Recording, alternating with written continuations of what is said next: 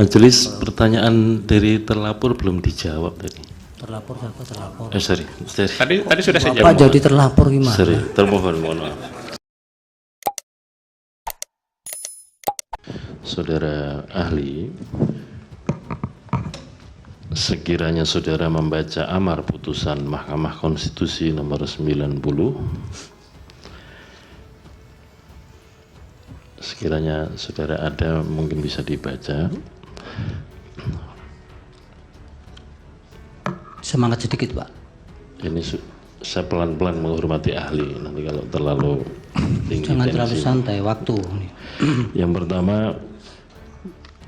kalau kita bersama-sama membaca amar putusan Mahkamah Konstitusi nomor 90, yang kemudian Mahkamah Konstitusi merumuskan sendiri norma di dalam undang-undang itu, yang pada intinya adalah untuk menjadi presiden dan wakil presiden itu syarat umurnya tidak berubah, masih 40 tahun paling rendah.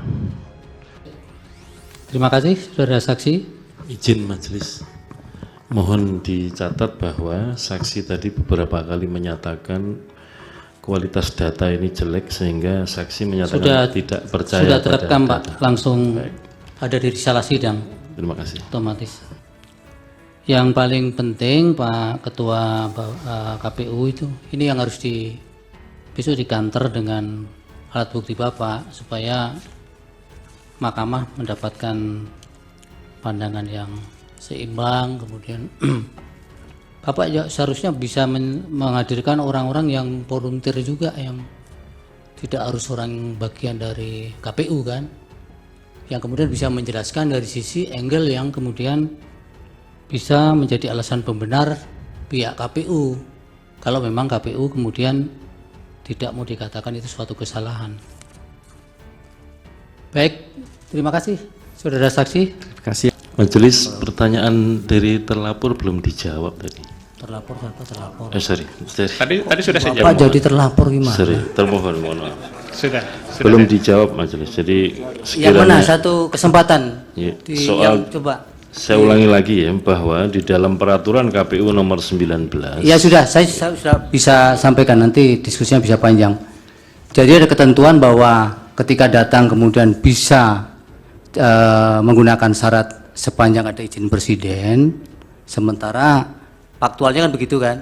Apakah kemudian ada kesalahan dari pihak KPU ternyata bahwa terhadap pejabat yang seharusnya ada izin dan izin itu sudah dikantongi, kemudian tidak diterima oleh KPU? Itu syarat itu berlaku untuk semua apa untuk satu kasus itu? Untuk pejabat atau kepala daerah yang Iya. yang ditunjuk kepala daerah Inkasu, Pak.